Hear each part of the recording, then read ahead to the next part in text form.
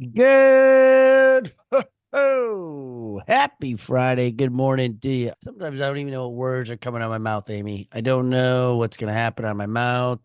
And I'm just like, whatever happened. Sandy. Holy smokes, everybody. It's Sandy. I just got nervous. I got nervous. Sandy's here. I get nervous when Sandy's on here. You just never know what you got here. Good morning, Wendy. Good morning to Stephanie. Good morning to Latrice. Good morning. Oh, do I got two Wendy's on here today? I thought I saw two Wendy's on here today. We got, she's trying to work her camera. She's trying to work her camera. Latrice. What's up, Latrice? Good morning, Kevin. What's up, Robin, down in Key West? Are you at Duval Street? Guys, happy St. Patrick's Day weekend. It looks like Amy's in a St. Patrick's Day room. She looks like there's a little green behind there, Amy. I see it. She's already preparing for St. Patrick's Day. St. Patrick's Day all used to be one of my favorite holidays because I got to play with all the other people who didn't mind drinking during the day. I was like, wow, look at all these people that I get to play with today. So those were my fun holidays that I had here. So what's up, Todd? Brent, my brother's here. What's up, Paul? Good morning to you. Christian, Bethany, good morning to you all. Guys, we got some good news coming to you with Bethany on Monday. We have some really good news with Bethany on Monday. I cannot wait to share it with you all. What's up, Conrad? Jackie, good morning to you. I hope everybody's having a fabulous Friday. So, speaking of Friday and St. Patrick's Day, Wendy's actually going to Myrtle Beach. If anybody's going to Myrtle Beach, just watch out. There's like a parade. I don't know what's going on over there. Stephanie's in Nashville. I can only imagine what's going on in Nashville. So, for all of you traveling and visiting and playing, I want you all to have a great time. Have a great time that you got going on there. So, guys, happy Figured Out Friday. My name is Coach Brock Zevan, life coach, business coach, real estate agent, and ED. I don't have the kids this weekend, so I'm going to be behaving myself. I actually have to do some work. Yesy. Yes. Man, we have some people from California here today. We got people on the West Coast. We got to give it a shot. Rashawn's, I talked to him at 8 o'clock. He said, "Hey, Brock, how you doing?" I was like, oh my gosh, he's on the West Coast. He's got his coffee. He's got his juice. He's got his juice. So put good morning in the chat. Tell us where you're calling us from. And can I wear green all weekend? You certainly can, Robin. You can wear green all weekend. We prefer you to wear green all weekend.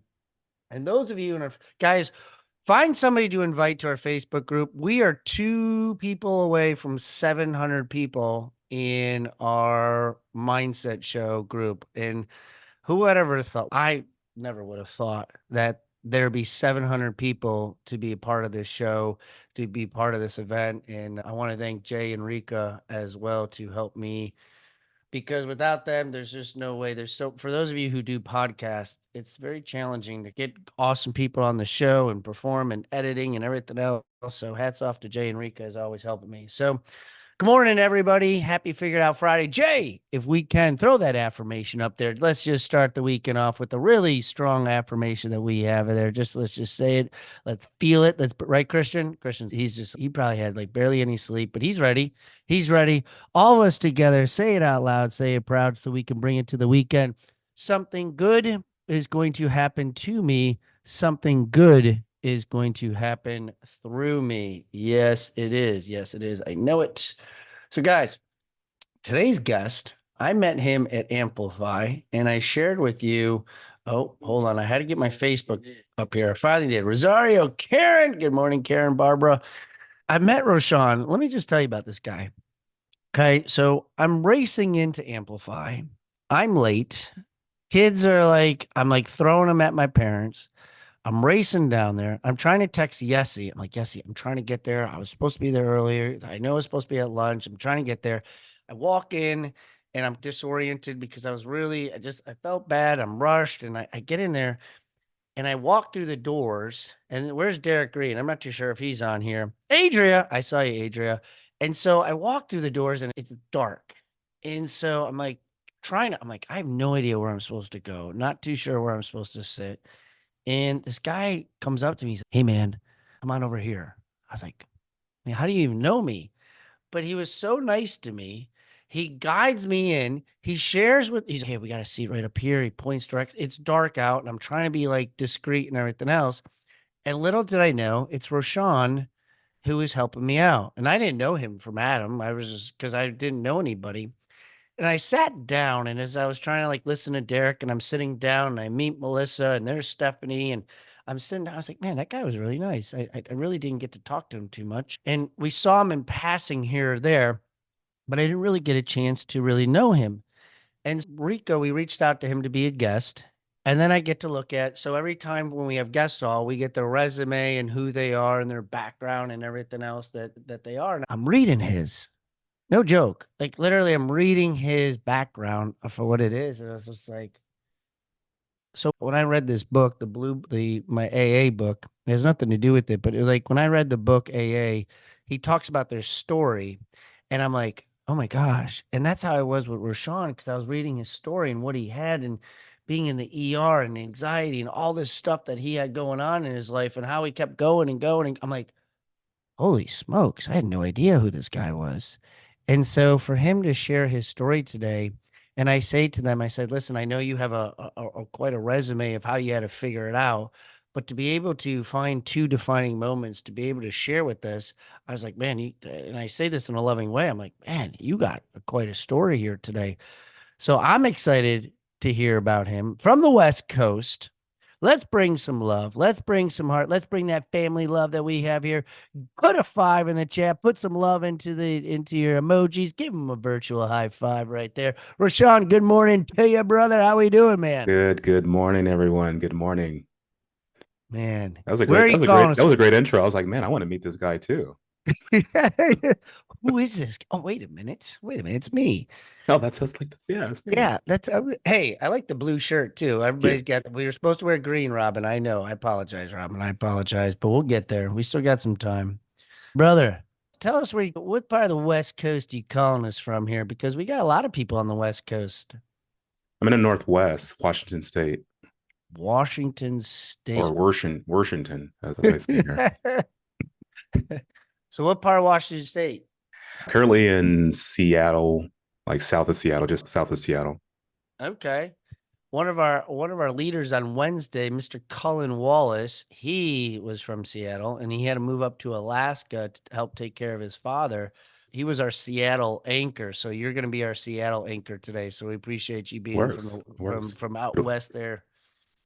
what do I So do? Rashawn, I'm reading your resume, and I'm seeing all this stuff that you got going on. And anxiety, stress.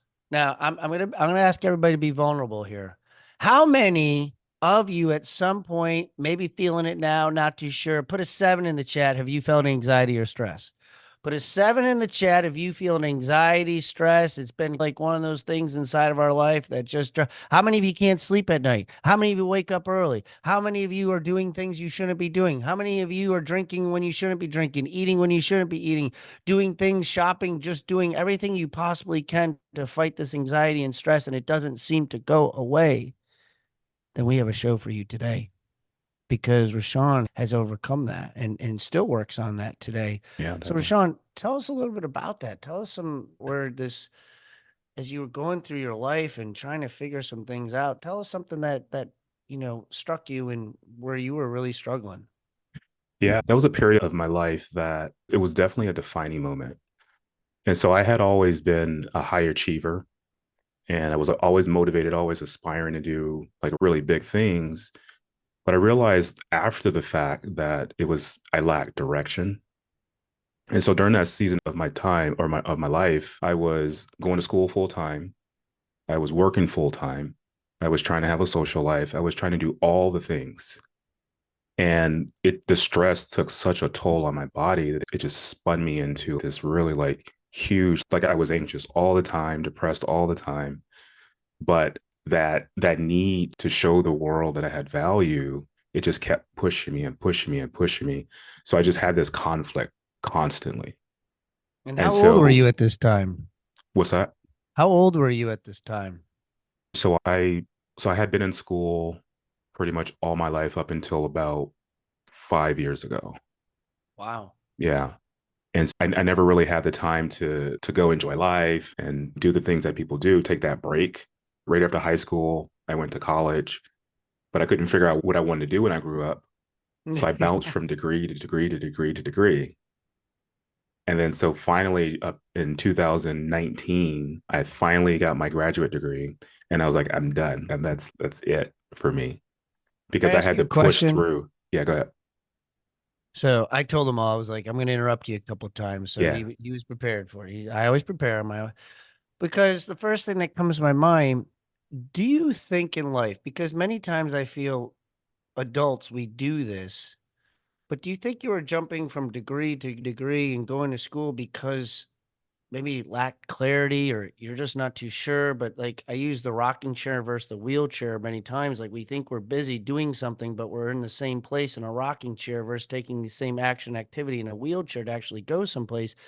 Do you think that maybe you were just like you really didn't know what to do, so I Yeah. just keep going to school? Yep. Yeah. I had no direction. When I left high school, I enlisted into the Marines. And so I did a delayed enlistment because where I grew up, you either played basketball or you played some sport, you joined the gangs, or you ended up dead, or you go to the military. So those were my options. No one came to me and said, hey, you can go to college or you can do any of these things. And ironically, I had started taking college classes in high school, but I never had the mindset of I'm going to go to college. It was just something to do. Mm, And so I stuck on that path and it was a distraction for me. It kept me busy, but it also kept me from thinking about the things that I needed to work on with my mental health. mm, man. And did you always live in Seattle or were you in a different No, I grew up in just outside of Los Angeles, California. well, you said the gangs. So I taught here in Charlotte in a gang school for 8 years. And it really opened my eyes because I really didn't know what that lifestyle was. And I remember when the police officer, there was a gang fight, the Bloods and the Crips, and I had to go in and I had to defuse the fight, and then he had to pad people down. And I remember the police officer said, "Don't put your hands in their pocket or touch their pockets." I'm like, how else am I going to see what they have? But they put razor blades in there to cut you, and then they got points or whatever it was in their system to move up in their family. And Mm-hmm. so when you said those gangs, so you were around that type of environment, and that was like literally an option in your life. Yep. Yeah. Yeah. A lot of my friends joined gangs. They were in gangs. And I just intuitively knew to just separate myself from that type of energy. Was there any spiritual moments in your life at that time? Because my spiritual life didn't really take place till the last couple years. And so I knew about God and I knew about it, but I really didn't have any direction. Did you have any moments in that where you're trying to grow through things and go through things? Ironically, so I didn't grow up in a really like religious household, but I remember that. So we had the footprints picture in our house growing up. Mm. Anyone remember the footprints thing? Oh, yeah. I still have it. I still have it in storage and I found it. And so it made me reflect on how God has always been with me. Even though I didn't know it, like he was always carrying me. And that poem has always stuck with me. Mm. And at the time I didn't know what it meant. And I didn't know what it meant until more recently as well. But yeah, he's always been with me. He's always taken me out of harm's way. He's always taken people out of my life that didn't need to be in my life. He gave me the direction, but I didn't know I had that direction. Mm-hmm. So true. It's actually one of my favorite poems as well, The Footprints. And for those that don't know it, I definitely take a look at the footprints in the sand, is what it's called. And many times when we only see one footprint, we're like, hey, God, where are you, man? Like, Yeah. why am I by myself? And then that's in that moment. Where he's, no, that's what I'm carrying you, buddy. Right. That's what I'm carrying you through the mess, the chaos, and whatever you got. Cause I'm like, you need to rely on me. And so as you're growing through this, Rashawn, like, how do you get to this next segment of your life of this to continue to grow into who you are and to get through? Because I'm looking at this and you're in the ER and you're going like this Yeah. anxiety stuff all was not like, oh, let me just work by myself. Like you were medically in some really difficult times. Yeah. I went to the doctor at one point and I was on prescriptions and that made me feel like crap. And I was like, nah, I don't want to do that. And so I was constantly looking for a solution, an alternative solution. And so I really started getting into holistic wellness and all that, trying to find like how do I solve this problem without taking drugs? And it worked a little bit, and just the stress was just so much. And then there was other environmental issues, mold and all that kind of stuff that was contributing to it. And so I got into personal development, and I went through a process where I was able to unconsciously figure out what was causing me to do all these things. And I do 200-mile bike rides. I climb mountains. I was working full time. I was like, any free moment that I had in my day, I was packing it with something. There was no, 200 miles, you just said. I don't think I've yeah, had, maybe my entire life I did 200 miles. That's pretty impressive, yeah. It was for me. It was about building that mental toughness. It was about continuing to show myself that I can do really tough things because my perception was that my environment was tough. man. So how do I match that? Like I have to continually become a bigger person, a better person, so that I can match the environment that I'm in. And Have you so, read, did you do anything with David Goggins or anything like that when you said that mental toughness of that bike ride or anything else? yeah, no, I'm currently doing 75 hard. I don't know Oh if yeah. you've heard of that. Yeah, Oh I'm on yeah. day 26 or so, something like that. I made it to day 42, I think. Awesome. And then Congrats. Wendy on here, she started with me doing it and then she had COVID and then she ended up being in the hospital and it was like it was pretty crazy, but it was hats off to you, man. You let us know how 75 hard to go because that's Yeah. hard. It's hard. Yeah, it's Needless to this will be say, my 75 second hard. time. Oh wow. Yeah. Nice, man. Sorry to interrupt. Go ahead. Yeah, no worries. Yeah, so I was in these situations where I just continued to want to level up. And it was really beneficial for me because I was able to work my way up through my career. Nothing could stop me. There was no obstacle that could stop me. And it created a lot of internal conflict because I was pushing myself. In hindsight, I realized that a lot of the things that I was doing wasn't in alignment. I was doing things to show the world who I wanted them to think that I was. And I think that a lot of entrepreneurs, they fall into that trap where society tells us that we have to make a ton of money, we have to have the big houses, we have to have the fancy cars, we have to do this, we have to do that, and it's all a lie. It's all a way in which you're being programmed to be a certain way, and we fall so far out of alignment, and that's where we have mental health decline. We have identity issues. We have things that are just like tearing our society apart because it's coming from the person inside.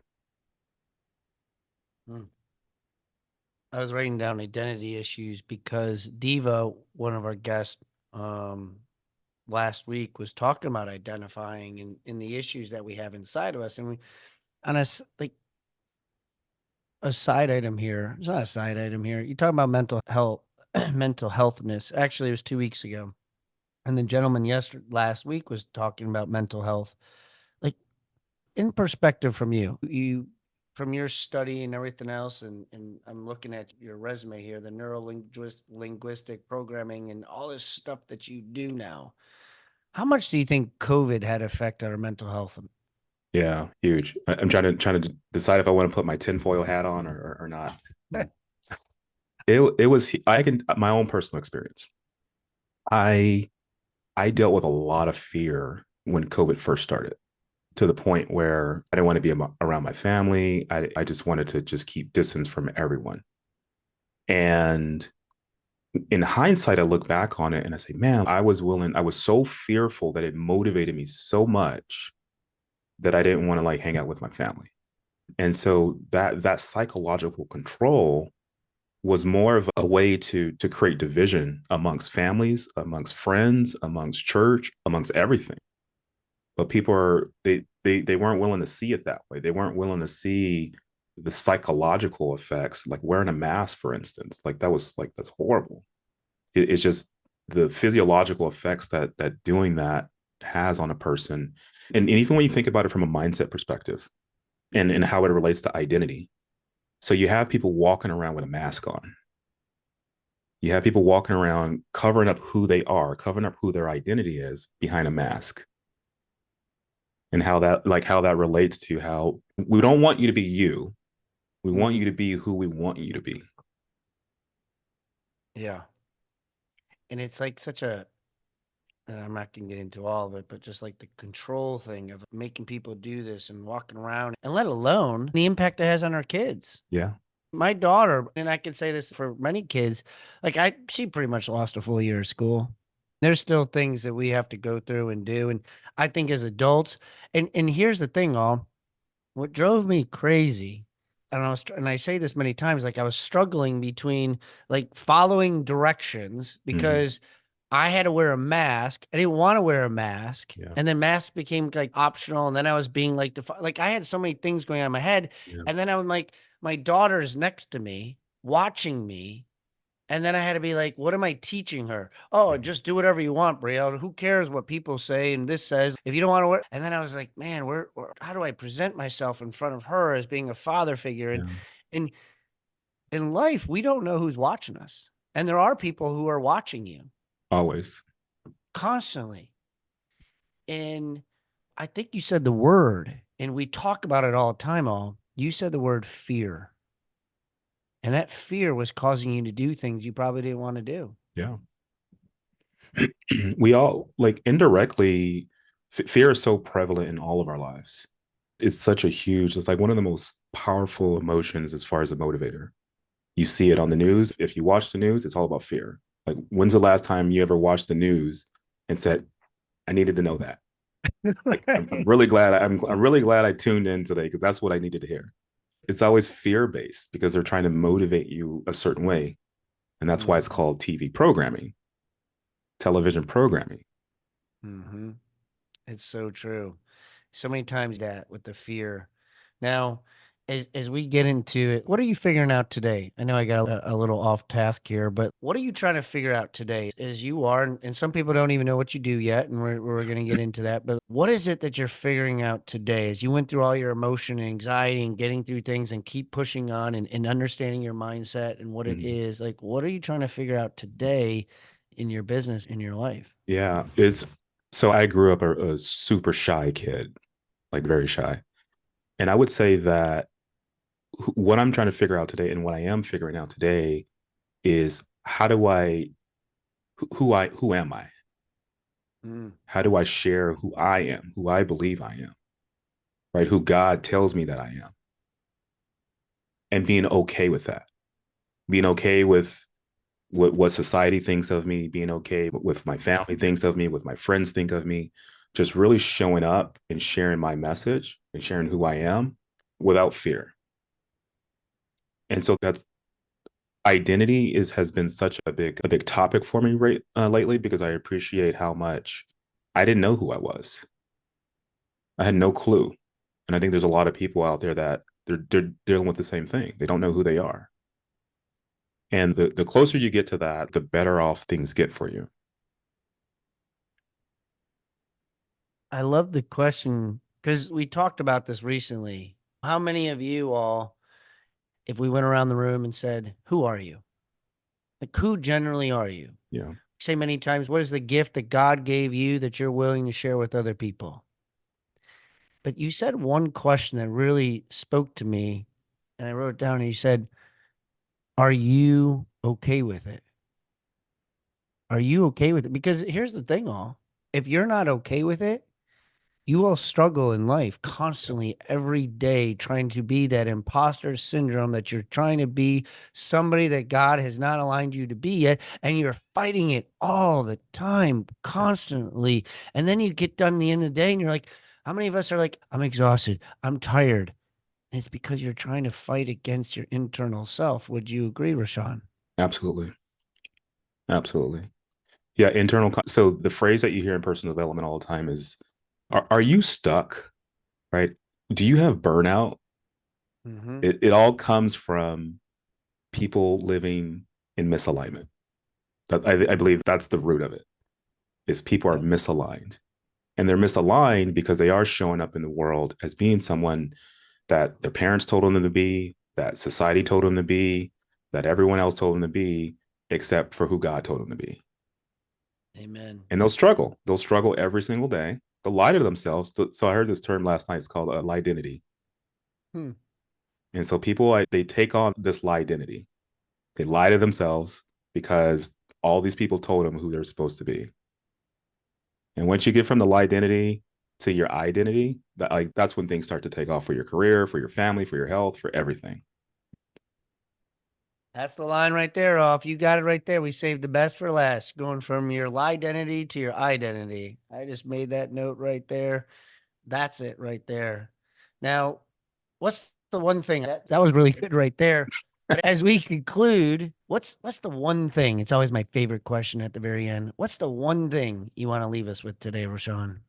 The one thing is, it's so whatever happened in your life, whatever you're going through, whatever situation, struggles, if your career is not where you're supposed to be, if your health is not where it's supposed to be, your relationship is not where it's supposed to be, it's not your fault. It's just your programming. Mm, You change your programming, you can change your life. It's very simple. It's a simple concept, but you have to do the work to change your programming, because that's mm. all it is. It's just programming, mental programming. I love it. I love it. Guys, put some hearts in the chat. Put a high five in the chat if you got something from it. Put some love. We know what we like to give family love. We like to give family love. Facebook, you don't be bashful. We had quite a few people on Facebook here this morning. So Facebook's getting really popular.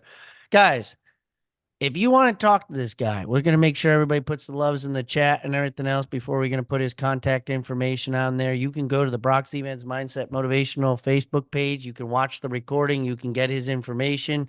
You can get his contact. Him and Yessie are doing something. They're putting something together. Rashawn, real quick, tell us what that's all about. Yeah. So Yessie and I, we've been doing an event. It's a mindset event. So you can come, you can find out what your why is, figure out what programming is stopping you from getting what you want. The event's called the Shift Event, iwantashift.com. When you go there, you're going to see the old dates, but just go ahead and put your information in and we'll get in contact with you with the updated dates. But if you're someone out there that's looking to take your life to the next level, you're tired of living in your lie identity, then you're going to want to come to the Shift Event. Man, I love it. I love it. Guys, I appreciate you all being on here. Rashawn, I appreciate you being our guest on Figure It Out Friday. For all of you that are Thank you. trying to figure out, and he struck you, he triggered something to you. You reach out to him, you talk to him, you reach out to go to that show, figuring Yeah. out your why. Stop being tired. Okay, stop being tired of life. Life is too short. Have fun, all. Yeah, And when definitely. you get that clarity, it's going to be awesome. So, Rashawn, thank you for being on here, brother. Thank you for having me. All right, all everybody, have a wonderful weekend, a St. Patrick's Day weekend. For those of you traveling, be safe. Have a wonderful time. We'll be back Monday, 8:15 Eastern Time with Mondays with Maxwell. I'll be your host. Appreciate you all. God bless you. See ya.